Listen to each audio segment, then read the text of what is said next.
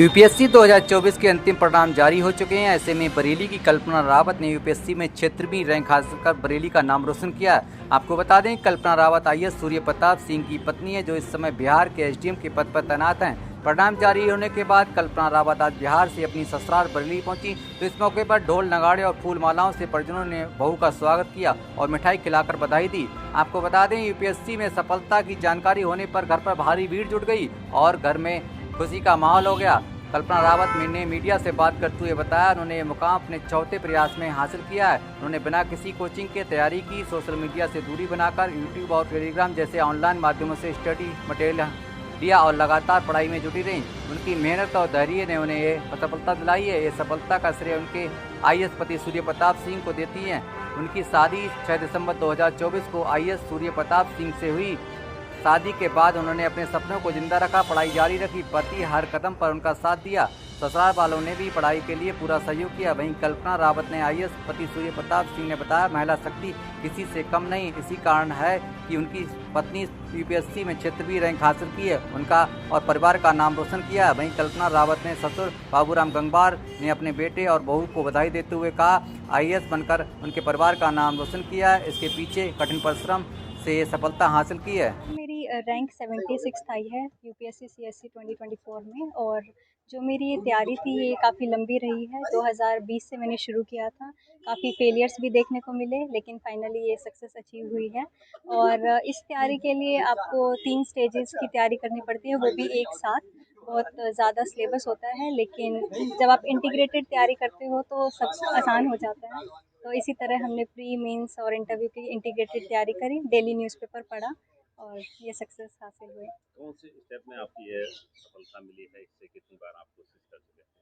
इससे पहले मैं 4 बार और कोशिश कर चुकी थी। एक बार पहले भी इंटरव्यू देके आई थी 2022 में, लेकिन फाइनल लिस्ट में मेरा नाम नहीं आया था। और सबसे ज़्यादा मुश्किल इस एग्ज़ाम में मुझे प्रीलिम्स में आती थी, क्योंकि प्रीलिम्स मेरा नहीं हो पाता था।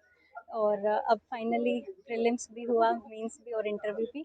और इस सक्सेस में मेरे पति ने मेरा बहुत सपोर्ट किया है। शुरू से ही इन्होंने हमेशा मुझे पुश किया कि ऐसे पढ़ो, वैसे पढ़ो, और बहुत ज़्यादा आंसर राइटिंग कराई, और इस वजह से आज ये सक्सेस हासिल हुई। क्या लग रहा है, जब आपके पति ने सफलता हासिल की, तो उनको देख के मोटिवेट हुए होंगे कि अब मुझे और ज़्यादा मेहनत करनी है? किस तरह से उनसे गाइडेंस मिली? किस तरह से पूरा?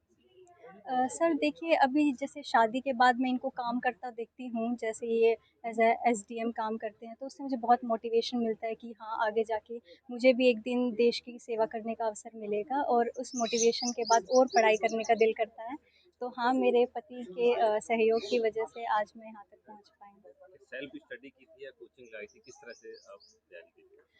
2020 में मैंने एक कोचिंग ज्वाइन किया था, लेकिन कोविड की वजह से मैं वो अटेंड नहीं कर पाई थी। उस टाइम पे कोविड का बहुत दौर था। फिर उसके बाद मैंने सेल्फ स्टडी से ही सारी प्रिपरेशन करी। ये मेरे लिए बहुत ही गौरव का क्षण है कि मेरे जो अर्धांगिनी है उनके द्वारा भी आज यूपीएससी परीक्षा में 76वीं रैंक हासिल की गई है। और सही मायनों में मुझे ये महिला सशक्तिकरण की तरफ एक उन्नत कदम की तरह मैं इसको देखता हूँ, क्योंकि अब निर्णायक पदों पर भी महिलाएं देश में पहुंच रही हैं। और जैसा कि हम लोगों ने पिछले वर्ष का डेटा भी देखा था कि 41% महिलाओं का आईएएस में चयन हुआ था। इस वर्ष भी मुझे उम्मीद है वो संख्या उतनी हाई रहेगी, और गर्व की बात यह है कि उनमें से एक मेरी पत्नी भी होंगी। देश में भी पहले जो महिला आई है, बन रही है, यूपीएससी में पहली रैंक आई है महिला की।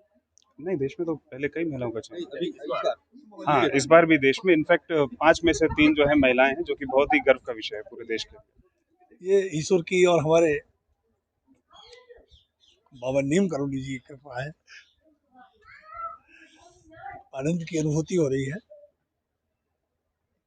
और मैं तो हमेशा ये चाहता था कि हमारे बच्चे देश के लिए, समाज के लिए कुछ करें। वो अवसर जो है ईश्वर ने आज हमें प्रदान किया है, इसके लिए हमें बेहद खुशी है। लोग आ रहे हैं, मिठाइयाँ खिला रहे हैं, बधाई दे रहे हैं, जी, कैसा माहौल है? बहुत सुंदर है, सब बढ़िया है, सबकी सद्भावनाएं हैं, बच्चों को आशीर्वाद मिल रहा है। हम चाहते हैं कि बच्चे ऐसे ही निरंतर आगे बढ़ते रहें और समाज की सेवा करते रहें।